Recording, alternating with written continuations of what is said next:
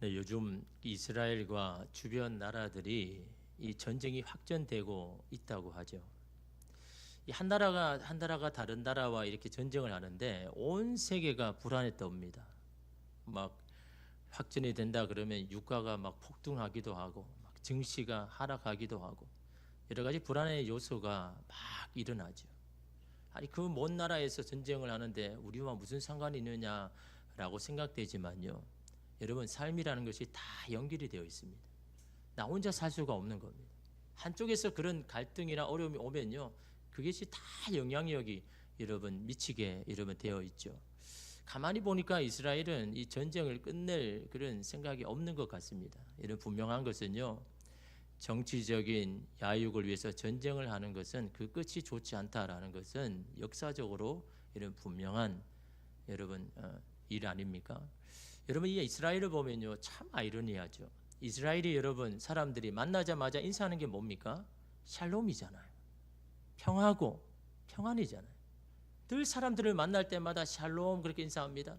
하나님의 평안이 당신에게 함께합니다. 아니 그런 나라가 아니 주변의 나라와 이렇게 전쟁을 하면서 그들이 바라고 원하는 게 뭡니까?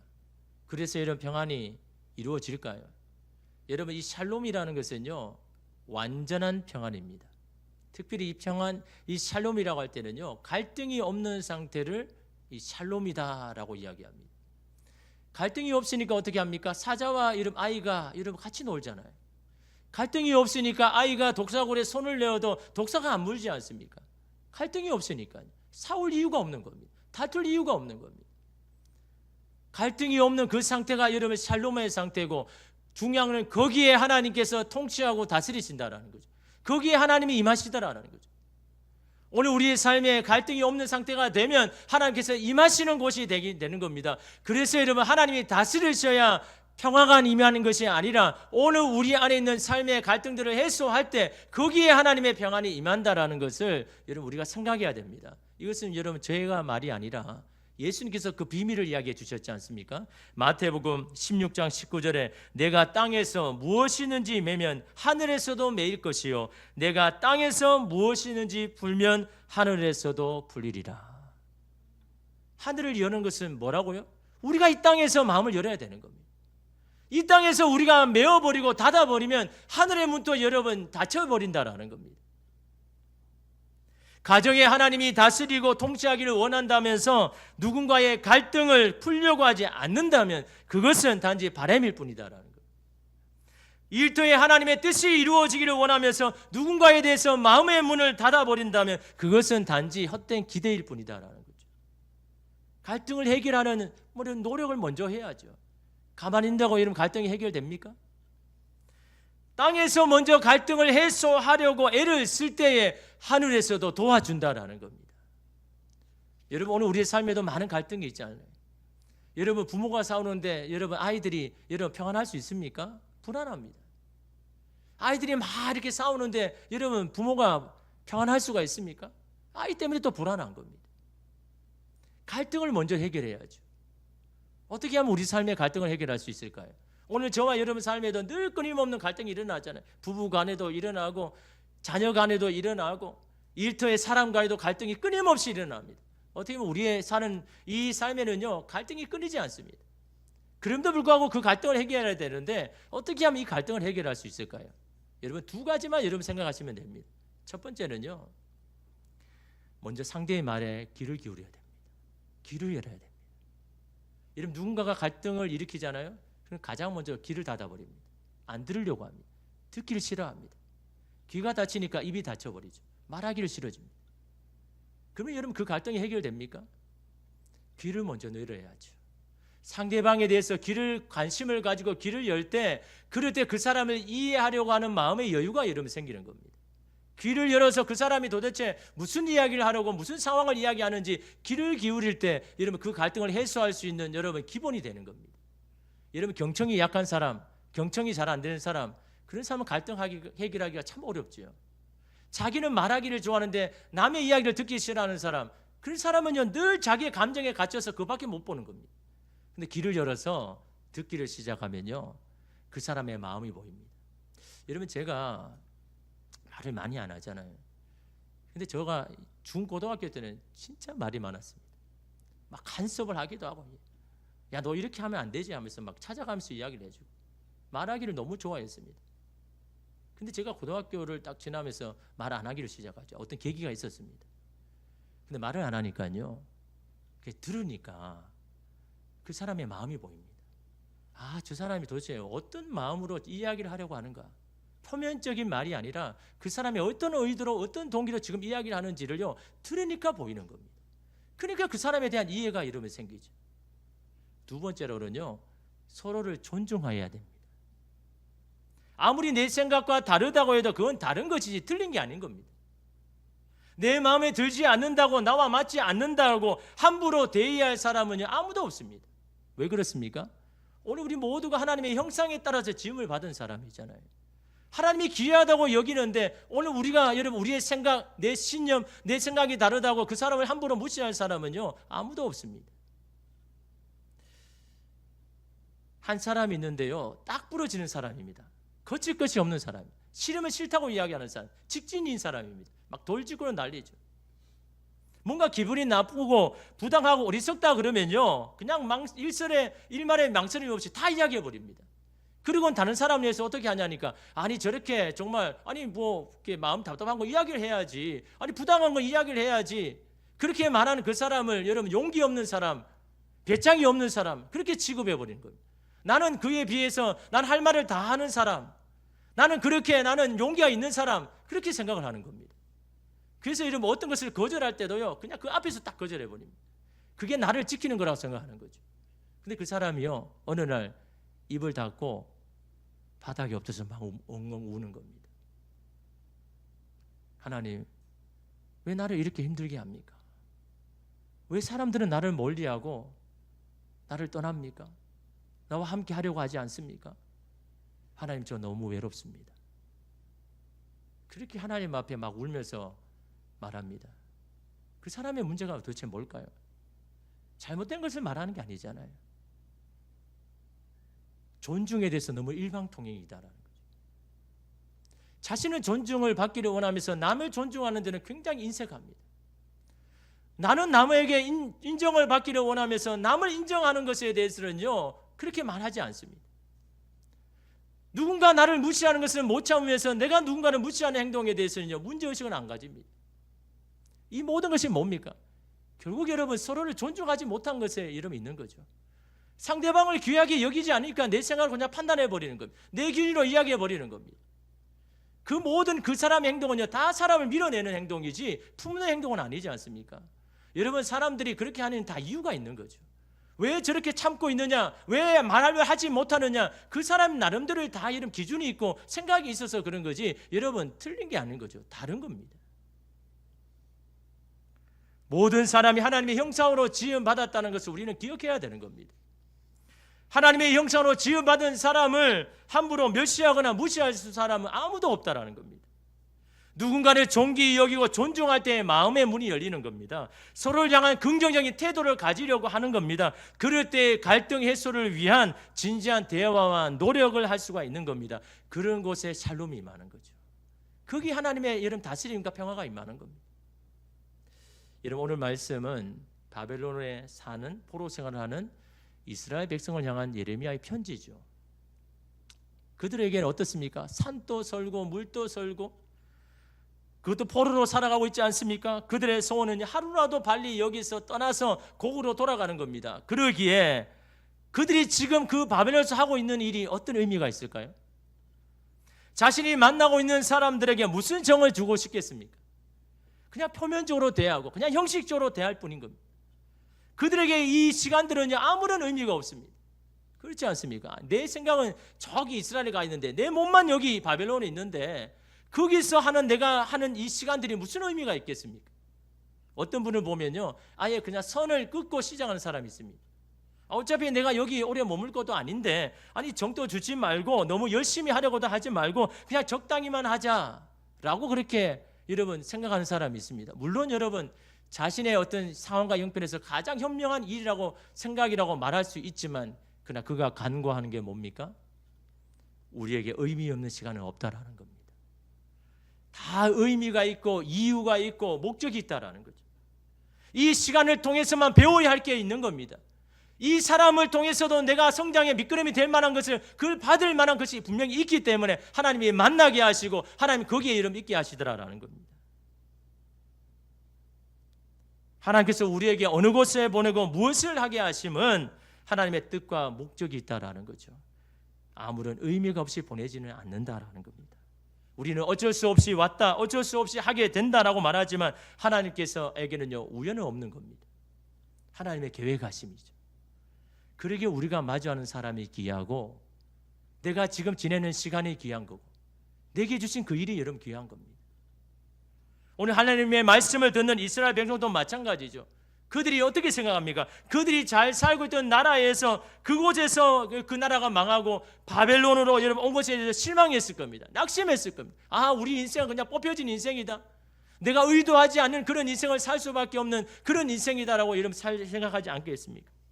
그런 그들에게 하나님 뭐라고 이야기합니까? 여러분 우리 4절 말씀 우리 함께 읽겠습니다. 만군의 여호와 이스라엘의 하나님께서 예루살렘에서 바벨론으로 사로잡혀 가게 한 모든 포로에게 이와 같이 말씀하시니라. 사로잡혀 가게 한 겁니다. 사로잡혀 가게 한 사람이 분명히 있다라고 말하고 있는 겁니다. 그냥 우연히 어쩔 수 없이 되니 아니라고 말씀하는 겁니다. 누군가의 의도와 계획이 있다라고 말씀하는 겁니다. 그분이 누구입니까? 만군의 여호와 이스라엘의 하나님, 온 세상을 통치하시는 하나님, 그 이스라엘을 도와주시는 하나님, 그 하나님이 이스라엘을 사로잡혀 가서 그 바벨론으로 가게 하셨다라고 말씀하고 있는 겁니다. 그냥 온 것이 아니라는 거죠.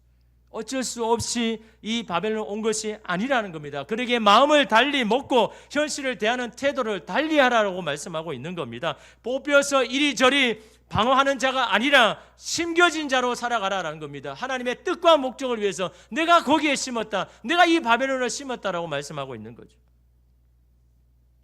하나님의 선하신 뜻이 있어서 요셉을 애굽에 심었잖아요. 여러분 요셉이 애굽으로 가고 싶었습니까? 자기가 원해서 간 겁니까? 아니죠. 하나님이 여러분 애굽에 심으셨습니다. 무엇을 위해서요? 하나님의 구원의 놀라운 뜻을 이루게 하기 위해서. 애굽은 여러분 요셉은 몰란다 할지라도 여러분 그 애굽에서 여러분 요셉이 심겨졌지 않습니까? 여러분 하나님의 계획하심에 따라 하나님께서 다니엘을 바벨론으로 심었죠. 다니엘이 여러분 바벨론에 있고 싶었습니까? 하나님께서 심으신 거죠. 하나님의 뜻을 위해서. 오늘 우리 동안 하나님의 뜻이 계셔서 가정에 심은 겁니다. 하나님의 목적이 있어서 여러분이 일하는 그 일터에 심으신 겁니다. 우리는 하나님에 의해서 심겨진 자입니다. 여러분 믿으십니까? 내가 이런 뽑혀진 자가 아니라 여러분의 가정에 여러분 일터에 나는 하나님께서 여러분 심은 자, 그런 심은 자로 여러분 살아가라고 이스라엘 백성들에게 여러분 말하고 있지 않습니까? 여러분이 이 자리에 온 것도 뭡니까? 하나님께서 부르신 자리죠. 여러분의 발걸음을 온 게 아닌 겁니다. 하나님이 예배하시고 준비하셔서 여러분 이 예배 자리에 여러분 오게 하신 하나님께서 이곳에 심으신 하나님의 뜻이 분명히 여러분 있다라는 거죠. 그러면 심은 자로 그러면 어떻게 살아야 되느냐? 여러분 5절 말씀입니다. 너희는 집을 짓고 거기에서 살며 텃밭을 만들고 그 열매를 먹으라. 여러분 그들에게 집을 짓고 텃밭을 한 그 땅이 어떤 땅입니까? 남의 나라입니다. 내 것은 하나도 없습니다. 남의 것입니다. 거기서 여러분 집을 짓고 땅을 일구어서 여러분 열매를 맺으라고 하는 이유가 도대체 뭡니까? 내가 거기에 심었으니 너는 끌려가는 인생 되지 말고 주도적으로 너의 인생을 살라라는 겁니다. 주도적으로 살아서 그 땅에서 네가 살아야 할 것들을 살아내라라고 이런 말씀하고 있는 겁니다. 너에게 준 땅이라는 거죠. 너에게 준 곳이라는 겁니다. 너에게 주신 가정이라는 거죠. 너에게 허락하신 자녀라는 겁니다.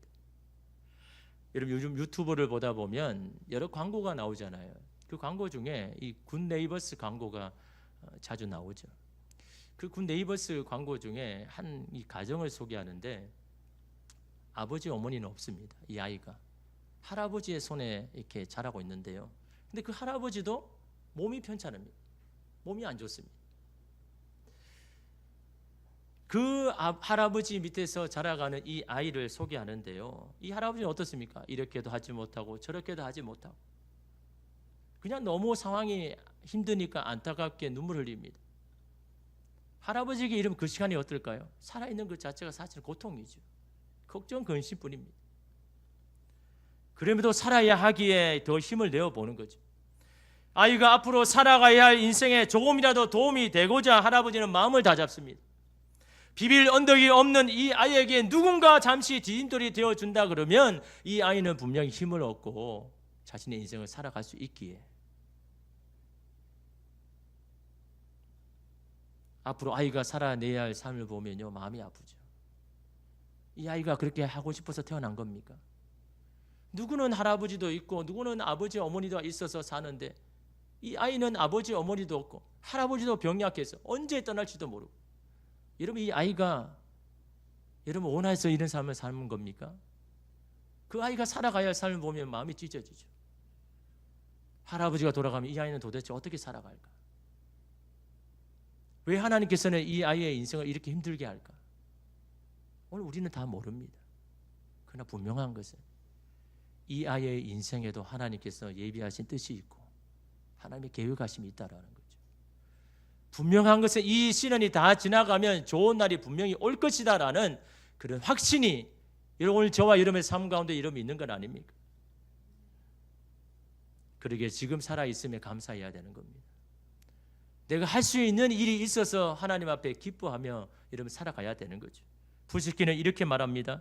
삶이 그대를 속일지라도 슬퍼하거나 노하지 말라. 슬픔의 날 참고 견디면 기쁨의 날 오리니 마음은 미래에 사는 것, 현재는 언제나 슬픈 것, 모든 것은 일순간에 지나가고 지나간 것은 또다시 그리움이 되리니. 현실을 인정하고 지금 삶에 충실하게 살아가면 기뻐할 일이 반드시 찾아올 것이다 라는 그런 이야기죠. 그런데 여러분 오늘 우리는요 그런 현실을 인정하는 것에서 더 나아가야 되는 겁니다. 그 현실을 우리에게 주신 분이 계시다라는 것을 여러분 인정해야 되는 겁니다. 이런 현실 가운데도 하나님의 뜻을 이루기 위해서 우리를 이곳에 심으셨다라고 여러분 하나님 앞에 여러분 인식하고 인정해야 되는 겁니다. 그러기에 여러분 그곳이 바로 소명의 자리인 겁니다. 부르심의 자리인 겁니다. 하나님의 뜻을 이루는 자리인 겁니다. 오늘 저와 여러분이 허락하신 자리, 여러분 그 자리가 오늘 우리가 원하는 자리가 아니라 해도, 우리가 원하는 상황이 아니라고 해도 여러분 우리를 거기에 심으셨습니다. 거기에는 하나님의 계획하심과 예비하심이 있는 겁니다. 그 자리에서 최선을 다하라는 겁니다. 충성을 다하라는 겁니다. 신실하게 살아가라는 겁니다. 집도 짓고 텃밭도 일구고 그곳에서 열매도 따고 먹고 말라는 겁니다. 그곳에서 하나님 주시는 은혜도 누리며 살아라는 겁니다. 그냥 주어진 환경에 낙심하고 절망하지 말고 이루어 주실 하나님 믿고 나의 최선을 다해서 살아가라라는 겁니다. 또한 여러분 6절에 보십시오. 아내를 맞이하여 자녀를 낳으며 너희 아들이 아내를 맞이하며 너희 딸이 남편을 맞아 그들로 자녀를 낳게 하여 너희가 거기에서 번성하고 줄어들지 아니하게 하라. 그렇게 살아야 할 이유가 뭡니까? 번성하게 하라는 겁니다. 하나님의 뜻은 뭡니까? 그 바벨론에서도 번성하기를 원하지. 여러분 이것이 하나님의 뜻이다라는 거죠. 거기에서 가정을 이루고 가문을 일으켜라라고 말하고 있는 겁니다. 그런 곳에서 번성할 수 있도록 해라라고 말씀하는 겁니다. 왜 그렇게 해야 됩니까? 그것이 하나님의 뜻이고 그것이 하나님의 영광을 돌리는 일이기 되기 때문에. 포로로 잡혀온 자들이 오히려 더 번성하고 번성한 걸 통해서 하나님의 이름이 더 높아지기 때문에. 여러분 그래서 그리스도인은요 더 번성해야 됩니다. 여러분 그리스도인도 부자가 돼야 됩니다. 그냥 부자 되지 말고요. 성부가 돼야죠. 거룩한 부자가 돼야죠. 선한 부자가 돼야죠. 나누고 베푸는 여러분 그런 부자가 돼야죠. 여러분 한 유튜브자가 있는데 한 수백만 명 된 유튜브를 가진 사람입니다. 그 사람은 그렇게 많은 구독자가 있고 인기가 있어도 여러분 내가 왜 이걸 계속해야 되는지 목적과 이유를 못 찾는 겁니다. 내가 왜 이걸 계속해야 되나 고민에 빠지는 거예요. 여러 가지 많은 것들을 찾아도 더 이상 이게 해결이 안 되는 겁니다. 그러다가 이 유튜버가요 중한 병에 걸렸습니다. 생과 사를 오고 가는 그런 상황이 있었습니다. 그때 그는 깨달았습니다. 내가 생명이 있는 게 얼마나 감사한지, 내가 힘이 있어서 나는 어떻게 살아가야 되는지, 생명을 가진 자로 받은 자로 나는 어떻게 살아가야 되는지. 그래서 이 사람의 유튜브의 방향이 바뀌었습니다. 수해 현장에 찾아가서 자기 돈으로 그 버는 돈으로 먹이고 옷을 가지고 찾아가서 위로에 격려해 줍니다. 불우하는 아이에게 힘과 도움을 주어서 내가 할 수 있는, 그래서 뭐 회사를 준비해야 되는데 뭐 노트북도 없고 아무것도 없는 아이에게 자기 돈을 들여가지고 그렇게 노트북을 주면서 힘을 내라, 당신을 응원하겠다. 자신의 삶의 길을 찾았습니다. 여러분, 자기를 번성할 수 있는 이유가 여러분 어떻습니까? 누군가의 여러분 도움을 주기 위해서 번성해야죠. 여러분, 자녀가 무엇 되기를 여러분 바라지만 말고 어떻게 살아가야 되는 사람이 되어야 될지를 여러분 그렇게 기도해야죠. 무엇이 되는 게 중요한 게 아닙니다. 그렇게 되어서 이 사람이, 이 자녀가 어떻게 살아가야 되는지 여러분 그게 더 중요하잖아요. 아무리 여러분 대단한 사람 되면 뭐합니까? 사람들에게 유익이 되지 않는 그 사람은요 아무런 여러분 의미가 없는 겁니다. 여러분 자녀를 위해서도 기도할 때 여러분 뭐가 되기를 원합니다, 뭐가 무엇이 되기를 원합니다 기도하지 말고, 우리 자녀가 하나님 어떻게 살아갈지를 고민하게 하여 주시고 이 세상에 하나님 선한 영향을 미치는 그런 자가 하나님 되게 해 주십시오라고 어떻게 살아갈지에 대해서 고민하고 어떻게 이러면 돼야 되는지를 여러분 고민하는 여러분 그런 기도가 여러분 되어야죠.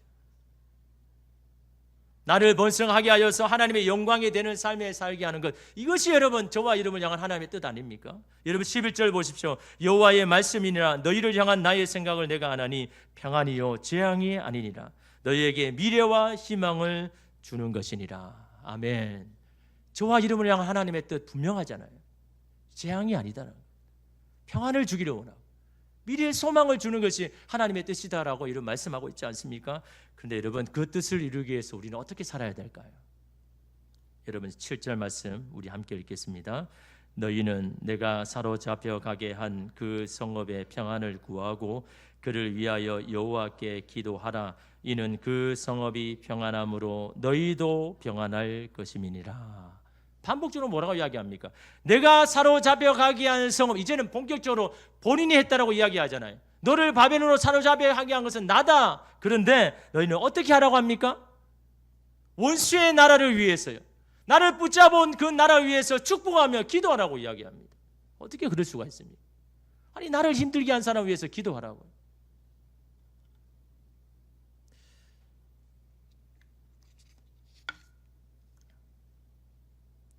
그 성읍이 평안해야 너희도 평안할 것이다. 그게 여러분 이유인 겁니다. 그 성읍이 평안해야 너도 평안하다. 그 사람이 평안해야 나도 평안하다. 그 사람이 잘 돼야 너도 잘 된다. 그래서 이러면 그 성읍 위해서 기도하라는 겁니다. 여러분, 아내가 자꾸 기도하려고 하면요 자꾸 기도하러 보내야죠. 기도해야 여러분 마음에 여유가 생기는 거예요. 마음이 달라집니다. 그래야 잔소리가 줄어들죠. 아니, 기도하러 보내지도 않고 잔소리 하지 말라. 아니, 마음에 지금 갈등이 있고 막 마음이 여러분 힘들고 마음이 지금 여러분 공격적인데 좋은 말 나옵니까?